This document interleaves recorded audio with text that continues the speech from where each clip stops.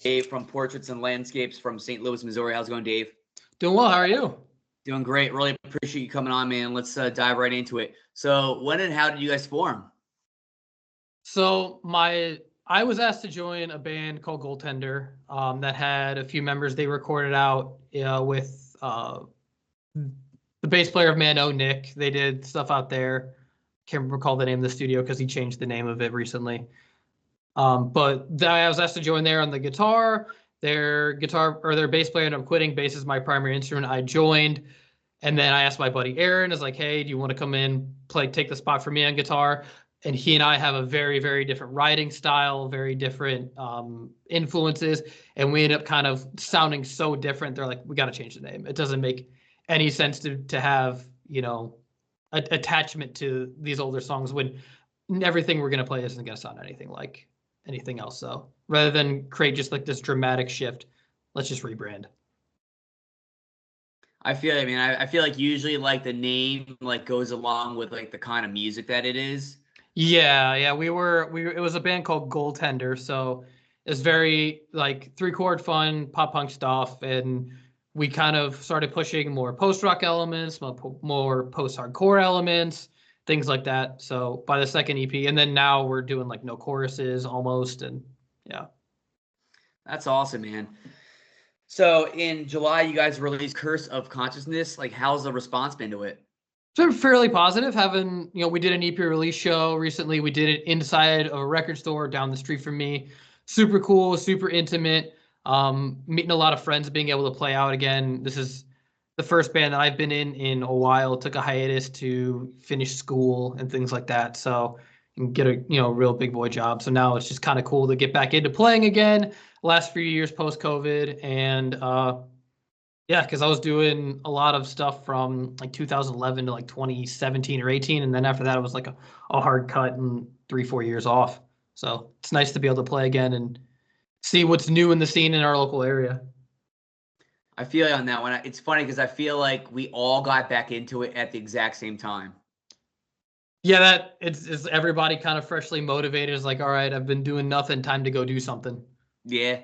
Yeah, that's how it was with me. I got to the point where I'm like, you know what, this isn't who I am. Like, I need to get back into doing like what makes me happy and what I'm passionate about, and then the rest is history. So Yeah, did you take a break from doing any of the promotion stuff?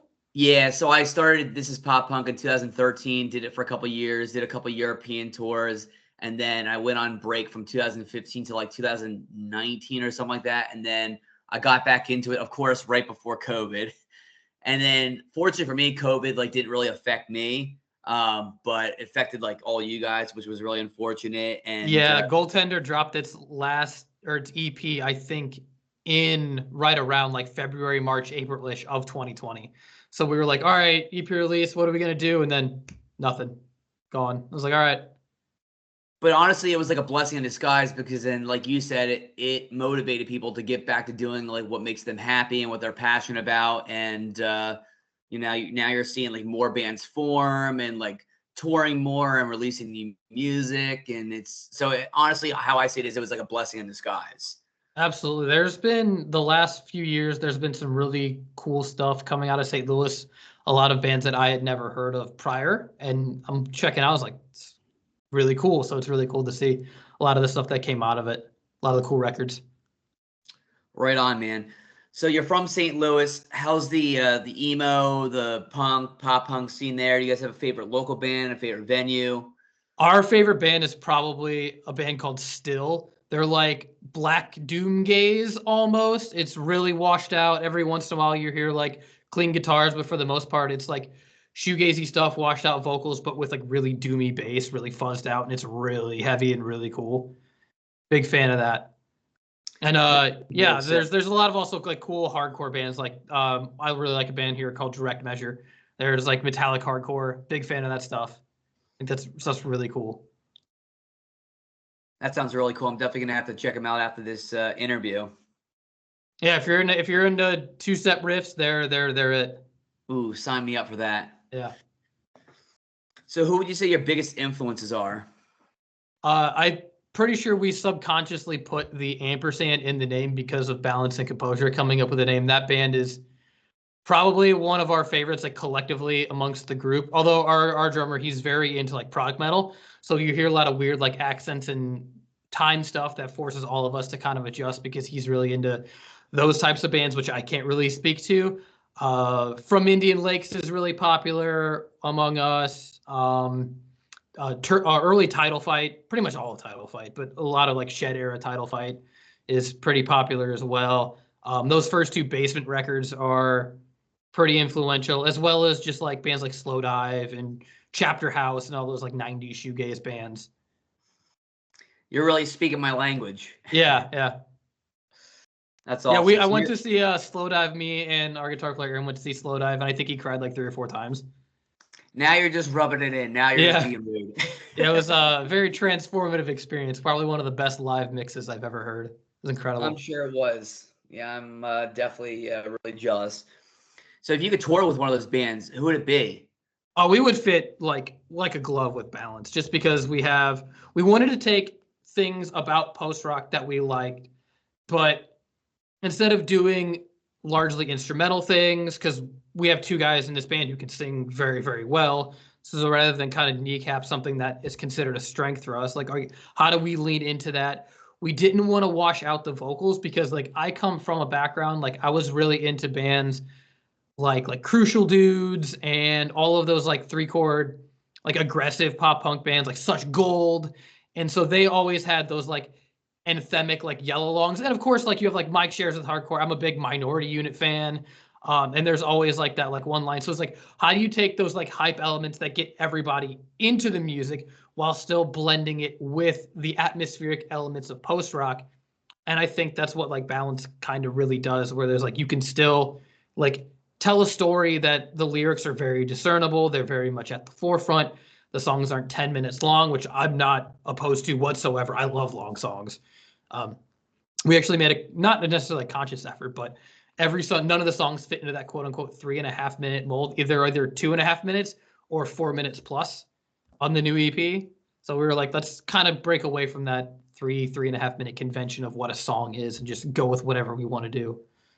And so for the long and short of it, that's what I think Balance does, and I think that's what we do. Balance would be really dope. They're really sick live. Yeah, I think a lot of us are going to be driving up to Chicago to go see them in a couple months. I think they're doing a tour for their new record. We're looking at going up there in October. That'll be a good time. Right on. So now I'm going to ask you some non-music questions. It's a good way for me to get to know you as a person. I did this with the other bands. Are you ready? Yeah, absolutely. All right. First one is favorite sports team. Favorite sports team is the St. Louis Blues. I live and die by this team.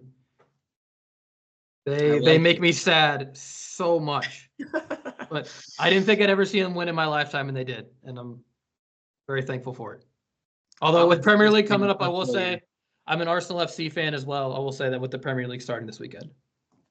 Who's your favorite player for Arsenal and St. Louis? Odegaard, and for the Blues, probably, oh God. Scott Perunovic. Weird answer. Guy's like a 7th defenseman, but I play beer league and we use the same stick, flex, and curve, but he cuts his sticks down, so I can't buy them on the internet, which kind of stinks. But yeah, and then I like small mobile defenseman. Big fan. Okay. Hobie Baker winner. Guy moves the puck well. Right. I promise I won't hold that against you, you being an Arsenal fan, and I'm only saying that because I'm a Man United fan. Okay, that's I get it. I grew up with a Ryan Giggs poster on my wall. Oh, that's what's up. I mean, I'll admit it. Like right now, like we're crap, but hopefully this season will surprise some people with the players we're bringing in and the manager's coming back. Yeah, Ten Hag's coming back. And coming back. That was the big hang up. Were they just gonna let him win the League Cup and then sack him? Yeah, I mean, I personally, at first, I was like, give him time, and then I was like, you know what, it might be time for him to go. But now I'm like, you know what, I'm glad they're giving him at least one more year, like with his own players and with different ownership and different higher up people. Now, if he has all these new people in place and he still like sucks, then okay, it's time to go. Yeah, there's no excuse. I'm definitely trying to get back into it. I worked for about like 4 or 5 years. I worked the night shift. So I would go to bed as the games were all starting. So I missed out on like a long line of like games and stuff like that because I grew up watching it in the 2000s and like Right. late 90s, like through like the early 2010s, and then I just missed like a whole bunch of stuff. So I'm like getting Yeah. back into it. With guys like Tariq Henry. Yeah, I gotta learn everybody again. So I'm excited to do it. Right on, man. That's sick. So Yeah, if you were yeah, I have a Thierry Henry Invincibles '04 jersey. I bought it on eBay for like 175 bucks. I was like, I want this. totally worth it. Yeah, Totally, so totally worth it. weird tangent. I'm like really big into like people who like know where they like come from, respect the history, respect like the thing or whatever. So I also love watching games at Highbury. It was narrow, the camera was low to the ground. It was really cool. The last game there, he scores a hat trick, he gets on his knees and he kisses the pitch, and it's like the guy respects it. That's my guy. So whenever that happened, I was like, that's my guy right there. That's So, freaking awesome. yeah. So if you were stranded on a desert island, what 3 items would you want to have with you? Oh man. Okay. If I'm stranded, I can't bring my Yu-Gi-Oh cards because you can't play by yourself. I would probably bring, oh God, definitely one of my game consoles if we're stranded desert island. Um, it's some type of portable game console, probably just the Switch because you could play GBA games on there. I like a lot of the old Metroid games. I think they're all on there now. I would have to bring my bass because I try and play as often as I possibly can. Typical musician answer, bringing their instrument. And maybe, honestly, if I got to condense all of my music, my old iPod Classic, I still have, I think, the 80 gig one. I could probably load that up with enough. If I don't have the ability to stream music, we're gonna bring the iPod, and we're gonna be able to have access to Jack's Mannequin's Everything in Transit, which is an odd pick for my favorite record of all time from a guy who listens to post rock and hardcore. But man, I don't know, piano emo from the 2000s does it. You're really speaking my my language. Yeah, I don't know what about that record does it for me. It's like so out of left field for me, but it's like, man, it's so perfect front to back.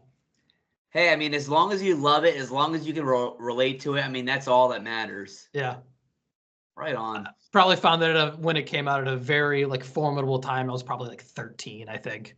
So Yeah. that's probably what did it. Like them and like Reliant K and that era. Yeah. Really speaking my language. So if you go back in time and talk to one world leader or person of influence, who would it be? One world leader or person of influence. Man, I am so in my own world, which you could say is like, oh, it's the, I don't know, like the bury your head in the sand kind of guy. Man, world leader.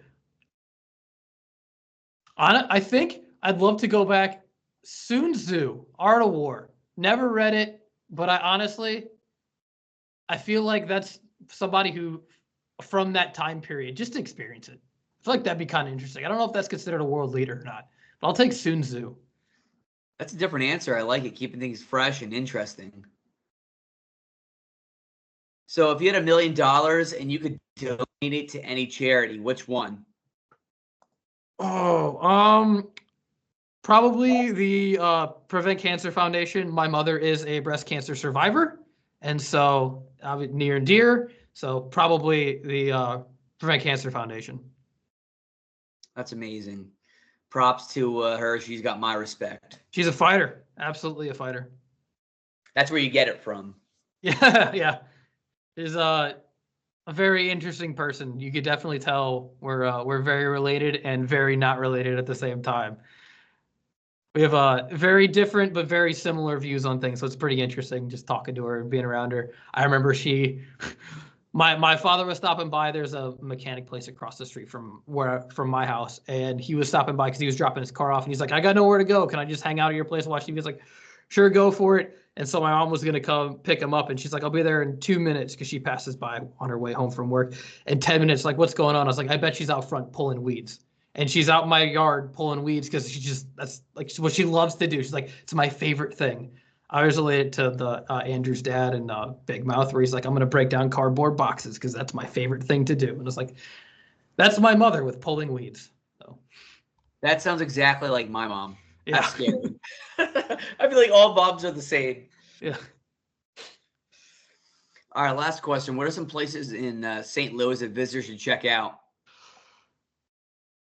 Euclid Records, if you're into vinyl CDs, things like that, they always have. You're gonna walk away with something cool. You're gonna be like, oh dang, I didn't realize this is pretty neat. Emo's Pizza, I know it's very hit or miss. If you go talk to people from Chicago, they're like, that's not pizza. In New York, that's not pizza. It's the crust is thin and crackery, and it's a Provel cheese, which is like a combination of various different types of cheese, and it's fried ravioli and wings, and it's a very much a St. Louis thing. Definitely have to catch a gate at Enterprise for the Blues. It's a great atmosphere. It's very fun. They do a good job with the games. Always make it really fun. There's not a bad seat there. I've sat all over that arena. I've had friends get tickets because of working really close, and I always buy all the way up in the upper bowl because I don't have to pay a lot of money for those. You can get tickets for like $15 for weeknights, and so I'm like all the way up in the back, and there's not a bad seat there. It's a really fun time, even when the team stinks. And the Sinkhole is probably my favorite, like small, intimate venue. Although a new one just opened up called Marshmallow, which is really cool. I saw a couple of hardcore bands from Florida there recently. They've only been open for like a month and a half, and it was really cool. Big fan. So that would be my recommendations. Oh, and if you're a sushi person, Yummy Tummy.